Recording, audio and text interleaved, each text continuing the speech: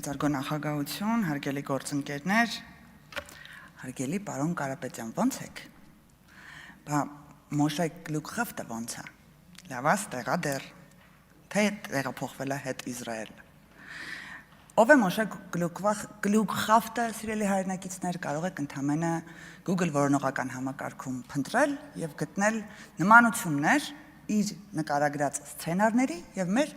օրինակ ոչ շատ հեռու պետություններում իրականացրած քաղաքական խորհրդատվության։ Որն է սցենարը։ Իմ մոտ այսքան օրը գիտեք ինչ տպավորություն է ստեղծվել, որ սենց օսլայած օձիքներով լորդերի պալատից հենց նոր սենց ազգային ժողով եք իջել միանգամից։ Կամ ի հարթակ, պարոն Ֆարմանյան, ուշադրությունը ձեր կուզեմ գրավել, որտեվ հիմնականում ձեր ելույթի ընթացքում եք խոսում անդադ հիբրիդային պատերազմների ու ընդհանրապես որ տեղակ չեք էդ ինչա չեք լսել ինչի մասին է խոսքը, բայց կա կոնկրետ առաքելություն, որը ուղղված է հյուսիսին հիբրիդային սպառնալիքների դեմ, այդ սցենարը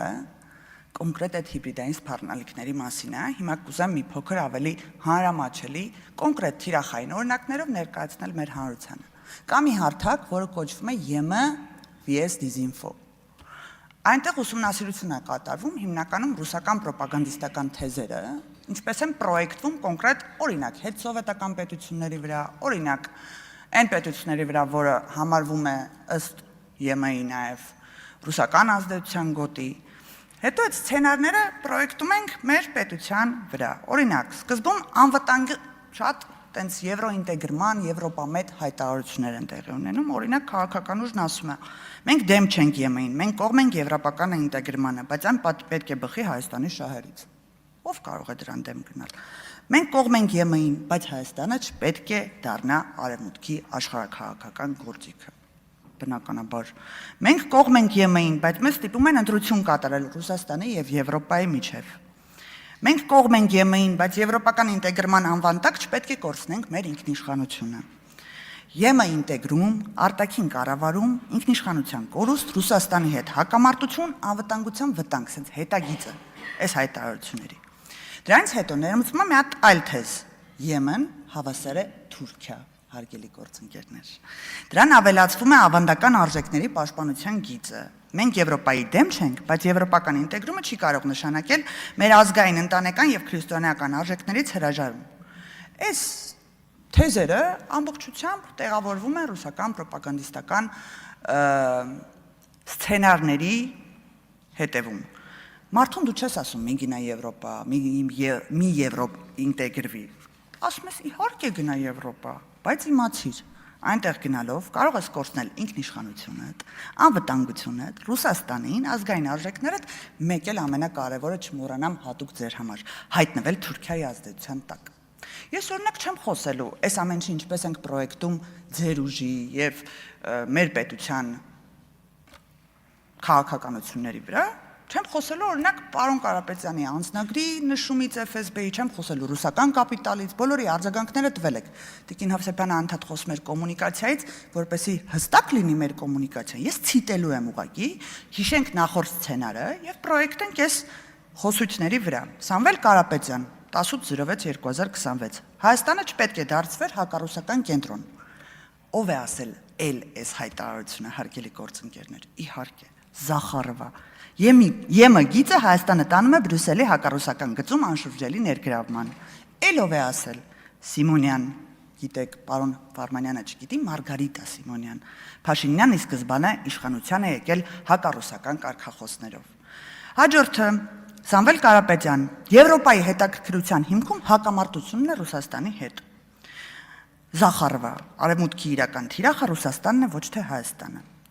ԱՄՆ արևմուտքի հետաքրքրությունները Հայաստանում Զախարովան ոչ թե բացատրում է Հայաստանի ինքնիշխան որոշումներով, այլ պարտադիր աշխարհաքաղաքական շահերով։ Հաջորդը Նարեկ Կարապետյան, թող պայմանավորվի Ռուսաստանի հետ հարաբերությունների սրումը կարող է բերել ծանր հետևանքներ։ Շատ պարզ, բնական տեքստ է։ Կիսիլով ԵՄ ուղղությունը Հայաստանին տանում է դեպի ուղիղ աղետ։ Սամվել Կարապետյան, Զելենսկուն Հայաստանի հրավիրելը սխալ է Ռուսաստանի մեր դաշնակցի նկատմամբ։ Ռուսական պետական մեդիան, ամբողջ պետական մեդիան Զելենսկու այցը ներկայացրել է որպես Հայաստանի հակառուսական ուղղության ցուցիչ։ Եվրոպական քաղաքական համայնքի վերաբերյալ հայտարարություններին գործընկերս նշեց, ես չեմ ուզում ասել, վերադառնանք ամենավերջի թեզին, որը ձեր ամենասիրածն է, ասում է, ընդդիմության նպատակը միայն իշխանության, այս պարոն Կարապետյանն է ասել, էլի, միայն իշխանություն չէր, այլ կանխելու թուրք-ադրբեջանական ծրագրերը, որը պատրաստվում է իրականացնել Փաշինյանը, հատկապես երբ թուրքական ազգայնական շարժում ունդեղ բերում է Թրամփի ուղի, Զանգեզուրի միջանցք, Թուրանի միջանցք, հայտարարություններ, որը Իրանը չի ցիտում ամարտը։ Էլի եկանք նրան, որ Եմեն եւ մեր Հայաստանի իշխանությունները թուրքական են, պրո-թուրքական են, բայց Եմը գնալը հավասար է Թուրքիա։ Դուք էլ եք, չէ՞, պարոն Կարապետյան, ասում ոնց ենք գնալու Եմը, ասենց աչ նայում ենք Թուրքիայով պետք ենք։ Էտելա այն EU VSDinfo կայքում, էտելա ռուսական թեզ։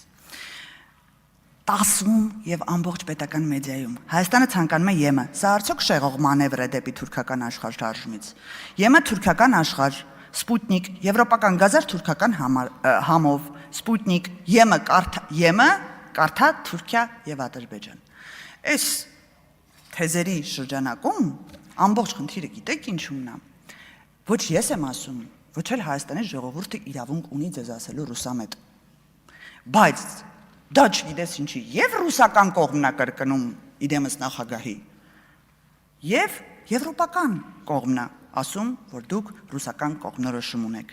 Եվրոպական խորհրդանի հետազոտական ծառայությունը Սամվել Կարապետյանի քաղաքական դերակատարումը վերլուծում է Ռուսաստանի Հայաստանի ընտրությունների վրա ազդեցության փորձերի համատեքստում եւ ներկայացնում նրա ռուսական կապերի վերաբերյալ հետաքննությունները։ Եվրոպարլամենտի կայքում, ԵԽ-ի կայքում կա, կարող եք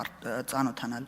Reuters-ի հետաքննությունն ավելի հեռուն է գնում։ Այն գրում է, որ արևմտյան հետախուզական պաշտոնյաների տվյալներով Ռուսաստանի նախընտրելի թեկնածուն Սամվել Կարապետյանն է։ Հետախուզական տվյալներ։ Նաև ռուսական ազդեցության գործողությունները կապում է պրո-ռուսական թեկնածուներին աջակցող ապատեղեկատվական արշավների հետ։ Տիկին Հովսեփյանը շատ հաճախ նշում էր բազմակենտրոն արտաքին քաղաքականության մասին, երևի դա բազմավեկտոր արտաքին քաղաքականությունն է։ Ես ուզում եմ ձեզ բերել Հայաստանի իշխանությունների վերջին տարիներում կատարված աշխատանքի շնորհիվ կնքված ռազմավարական փաստաթղթերը։ Բազմակենտրոնության մասին եք խոսում ու մեզ մեղադրում եք ոչ բավարար ջանքերի համար։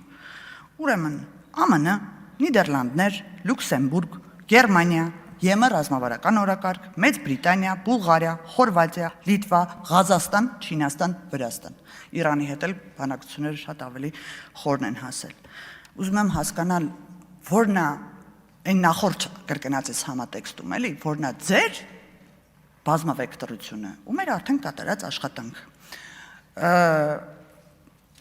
Ամենավերջում ավելացնեմ մի կարևոր հանգամանք։ Հայաստանը կարող է եւ պետք է ունենա Ռուսաստանի Դաշնության հետ փոխշահավետ համագործակցություն, որ մեր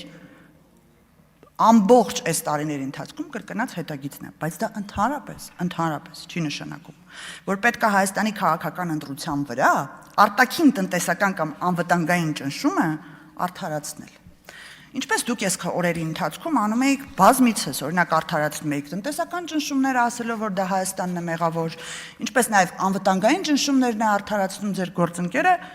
ուշադրություն ժողովուրդ ջան, սենց բան չէի լսել։ ՀԱՊԿ-ի գործողությունները որպեսի արդարացնեն, մարդիկ ասում են, այդ տարի նախագահել է ՀԱՊԿ-ը Հայաստանը, այդ ինչ է նշանակում, որ երբ որ Նիկոլ Փաշինյանը դիմում է ուղղել ՀԱՊԿ-ին, ինքը իրան է դիմել։ Եվ հետևաբար չէր կարող ՀԱՊԿ անդամ այլ պետությունները գործողություններ կատարեին։ Ավելին, մի քանի սխալ պնդում էլ ավելացրել է, տենց ԶԱՍ-ին չի ընդունել է 2022 թվականի սեպտեմբերի 22-ին։ Մի անգամ իր պատմության մեջ դիմել են էլ սխալ հոդվածով, երկու անգամ դիմել, մեկը մայիսին, մեկը սեպտեմբերին։ Այն բոլոր արդարացումները, որ ճղվելով մեջներից անում են, որ ՀԱՊԿ-ին արդարացնեն, ինչի համար Հայաստանին մեղադրելու։ Եվ վերջում տիկին Հովսեփյան, անդրադառնամ ձեզ, շատ արագ է փոխվում ձեր դիրքորոշումները, պարոն Աղվան Վարդանյանի հարցին, դուք ի պատասխան շատ գովաբանական խոսքեր ասեցիք, եւ շատ տարօրինակ է ձեր գրառումը Facebook-ում։ Ավելի մանրամասն չեմ գրի, միայն կասեմ, ով Արցախի իշխանություններ, պարոն Վարդանյան, հուսում եմ լսում եք։ Ով Արցախի իշխանություններ, թողեք որ թքեմ ես ձեր ճակատին, ներկա եւ նախկին։ Շարունակեմ տիկին Հովսեփյան, ես ընդունում եմ, որ կարող է էմոցիոնալ պորտկում լինի, բաց չունեմ ասելու։ Այս փուլում, որ դուք մասնակցում եք 20 թվականի ես իմ Քարոզարշավին ի սկզբանե մի քանի տեղ հայտարարություն եք տվել, հետևյալ տեքստով։ գրել եմ նոյեմբերի 10-ին ու իջել փողոց։ Միշտ այդպես եմ ասում, իմ դիմումը գրել եմ գործից աշխատանքից։ Դիմում եմ գրել նոյեմբերի 10-ին եւ իջել փողոց։ Տիկին Հովսեփյան, դուք դիմում եք գրել արձակուրդի բազմիցս, որ ասում եք ագնեի գործընկերներից ճշտել ենք։ Բազմիցս արձակուրդի դիմում եք գրել, ներողություն, ավարտում եմ։ Դրանից հետո գնացել եք 2021 թվականի սեպտեմբերին ընտրությունները վաղուց ավարտվել էր, շնորհակալություն։